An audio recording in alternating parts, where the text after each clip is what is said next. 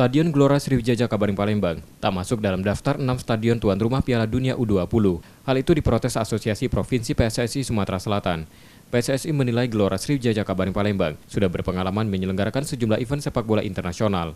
Terkait hal itu, Asprof PSSI Sumsel sudah berkomunikasi dengan PSSI. PSSI Pusat baru memastikan 4 stadion yang sudah ditunjuk FIFA, sedangkan 2 stadion lagi masih dalam proses pemilihan. Dari kuota 2 stadion yang tersedia, PSSI Sumsel berharap ada nama stadion GSJ. Sampai saat ini belum ditetapkan. Itu statement dari Pak Iwan Bule. Tapi setelah kami koordinasi sama-sama, baru 4 stadion yang ditetapkan, belum. Pak itu apa aja, Pak? Pak itu apa aja yang sudah rahasia mereka. 2 belum, jadi 6. Sebelumnya 6 stadion yang ditunjuk FIFA sebagai tuan rumah penyelenggara, yakni Stadion GBK Senayan, Pakansari Bogor, Manahan Solo, Mandala Krida Yogyakarta, Gelora Bung Tomo Surabaya, serta Kapten Iwaya Dipta Gianyar Bali. Nur Muhammad, Kompas TV, Palembang.